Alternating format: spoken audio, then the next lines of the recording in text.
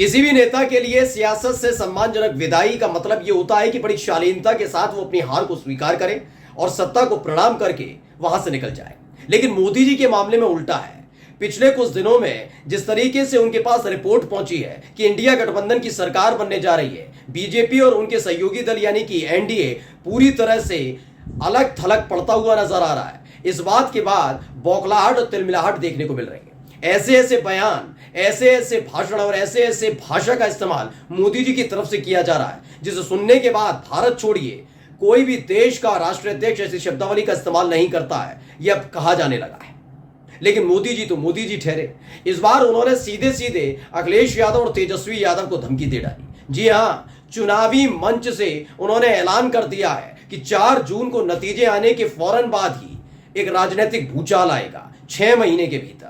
और ये खास तौर पर अखिलेश यादव और तेजस्वी यादव को मोदी जी की धमकी है, जिसके बाद अखिलेश यादव ने भी मोदी जी की मौज ले ली है। नमस्कार, मैं हूं प्रज्वल गौतम और आप देख रहे हैं न्यूज सर्किल। वैसे तो मालूम ही है अखिलेश यादव किसी को भी बख्शते नहीं है इस दौर में। खास तौर पर गोदी मीडिया के तमाम लाडले दुलारे इन एंकर्स को तो बिल्कुल भी नहीं छोड़ा। ईमानदार कह कहकर उनकी जो चुटकियां ली गई वो हमेशा याद रखी जाएंगी। लेकिन इस बार हत्थे चढ़ गए मोदी जी। दरअसल मोदी जी ने एक बयान दिया। मोदी जी ने कहा कि 4 जून को जब नतीजा आएगा उसके 6 महीने के भीतर एक बहुत बड़ा राजनीतिक भूचाल आएगा जिसमें ये परिवारवादी जो पार्टियां हैं पूरी तरह से खत्म हो जाएंगी। पहले देखिए, लाला नाम के ट्विटर हैंडल से ट्वीट किया गया वो वीडियो का मैं आपको तस्वीर भी दिखा रहा हूं। यहीं पर वो उन्होंने बयान दिया है। अगले 6 महीने में देश में बहुत बड़ा राजनीतिक भूचाल आएगा। इसे धमकी के तौर पर क्यों देखा जा रहा है, इसकी 2-3 वजह मैं आज आपके सामने रखने जा रहा हूं और अखिलेश यादव का वो पलटवार भी आपको दिखाऊंगा जिसे सुनने के बाद आप यकीनन अपनी हंसी नहीं रोक पाएंगे। पहले बात समझिए है क्या। मोदी जी ने कहा कि 4 जून को, यानी 4 जून जिस दिन नतीजे आने वाले हैं उसके फौरन बाद ही 6 महीने के भीतर एक राजनीतिक भूचाल आएगा। अब जो हाव भाव उनके देखे जा रहे थे उसे देखने के बाद ऐसा महसूस हो रहा था कि शायद मोदी जी ये समझ गए हैं कि बीजेपी सत्ता में नहीं आ रही, यानी नेहरू जी का जो रिकॉर्ड तोड़ने की पुरजोर कोशिश हर तरीके से मोदी जी की तरफ से की गई वो फेल हो चुकी है। न्यूज 24 ने भी उस खबर को छापा।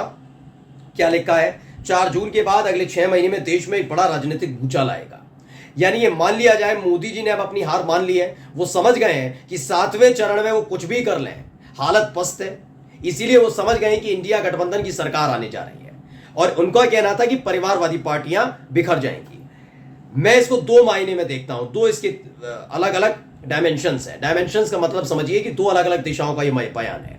अगर मान लिया जाए एक तरफ कि जो रिपोर्ट आईबी और रॉ के जरिए मोदी जी को मिल रही है कि अखिलेश यादव तेजस्वी यादव की जोड़ी ने पूरी तरह से इंडिया गठबंधन को मजबूत कर दिया और एनडीए की एक जगह बनी हुई जो मजबूती थी उसे उखाड़ फेंका है, तो गलत नहीं होगा। चेहरे हाव भाव उनका बता रहा है, यानी उन तक एक रिपोर्ट पहुंच गई है। और हो सकता है इसी आधार पर उन्होंने ये बयान दिया। इसके 2 मायने इसलिए समझा रहा हूं। पहला मायना ये हो सकता है कि वो समझ गए कि इंडिया गठबंधन की सरकार आएगी, इसलिए उन्होंने विपक्ष पर हमला बोला कि अगर 4 जून को परिणाम आएगा, इंडिया गठबंधन आएगा, तो 6 महीने बाद ये मोर्चा इंडिया गठबंधन जो है बिखर जाएगा। लेकिन अगर ये बात वो कहते इंडिया गठबंधन को लेकर तो मैं मान लेता ये तेजस्वी यादव और अखिलेश यादव के लिए सीधे सीधे नहीं है।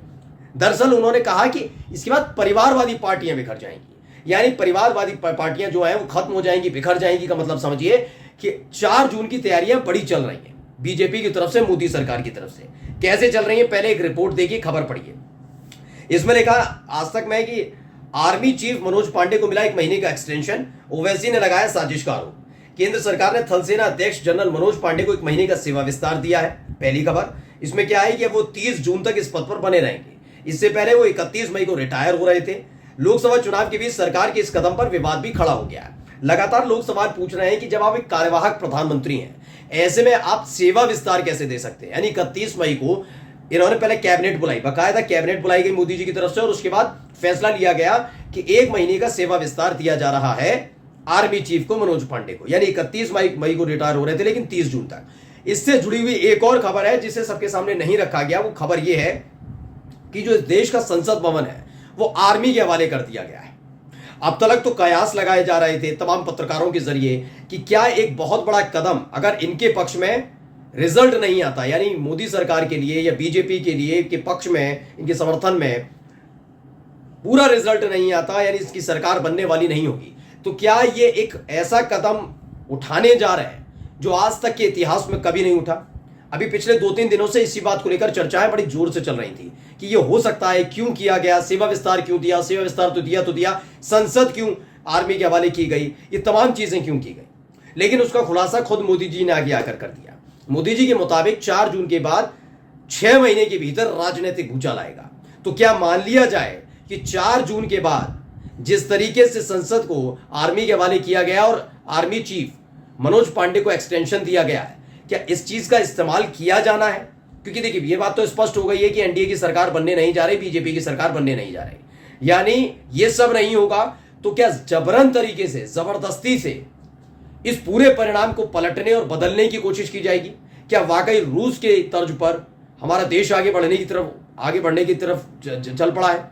ये सवाल इसलिए जरूरी है क्योंकि आर्मी का आज तक इस तरीके से चीजें होना कभी हुआ नहीं। 10 साल में भी आप देखिए, आप कभी सर्जिकल स्ट्राइक का जिक्र कर देते हैं, कभी आप शहीदों के नाम पर वोट मांगते हैं। ये कभी इस देश में किसी भी प्रधानमंत्री ने खास तौर पर नहीं किया, लेकिन मोदी जी ने किया है। और अब जब चुनाव चल रहा है, चुनाव के बीच 6ठे चरण के मतदान के फौरन बाद ही जब आप आर्मी चीफ को न केवल सेवा विस्तार देते हैं बल्कि सेवा विस्तार के साथ साथ संसद को हवाले कर देते हैं और फिर आगे आकर खुद कहते हैं कि 6 महीने बाद राजनीतिक भूचाल आएगा, तो क्या मान लिया जाए कि आपके पक्ष में जो रिजल्ट नहीं आने जा रहा है उसके फौरन बाद कोई बड़ा एक्शन लिया जाएगा? आप सत्ता से नहीं हटेंगे, उस पर जबरन बने रहेंगे और जो आवाज उठाएगा यानी अखिलेश यादव, तेजस्वी यादव, ये कहेंगे कि परिणाम तो ऐसा आया है तो उन्हें जेल में ठूसने का काम किया जाएगा।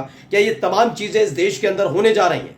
क्या ये इस बात का जवाब इसलिए देना होगा क्योंकि अब तक तो ये बातें अंदर खाने चल रही थी कि ये सब बातें हो सकती हैं, नहीं हो सकती हैं, कयास लगाए जा रहे थे। जब प्रधानमंत्री खुद आगे आकर कहें कि 4 जून के बाद 6 महीने के भीतर राजनीतिक भूचाल आएगा और परिवारवादी पार्टियां बिखर जाएंगी, खत्म हो जाएंगी, इस तरह का शब्दावली का इस्तेमाल करें, तो समझ लीजिए कि इस देश के अंदर इन राजनीतिक पार्टियों का क्या होने जा रहा है जो विपक्ष में बैठी। क्योंकि जब सत्ता इनके हाथ में थी, ताकत इनके हाथ में थी, जब चुनाव भी नहीं थे, सरकार में ये थे, तो किस तरह का रवैया इन विपक्षी पार्टी के नेताओं के साथ अख्तियार किया गया। याद करिएगा, मैनपुरी का उपचुनाव शिवपाल सिंह यादव अखिलेश यादव के साथ नजर आते हैं और फौरन ही योगी आदित्यनाथ की तरफ से धमकी दी जाने लगती है शिवपाल सिंह यादव को कि सीबीआई, गोमती रिवर फ्रंट वाला जो मामला है वो सीबीआई की फाइल खोल दी जाएगी, सीबीआई से जांच कराई जाएगी। वो बात अलग है कि अखिलेश यादव ने उस वक्त शिवपाल सिंह यादव का पक्ष लिया और उन्होंने कहा कि जो फैसला शिवपाल सिंह यादव ने गोमती रिवर फ्रंट का एक मंत्री होते हुए लिया था वो अकेले उनका नहीं था, पूरी कैबिनेट का था। यानी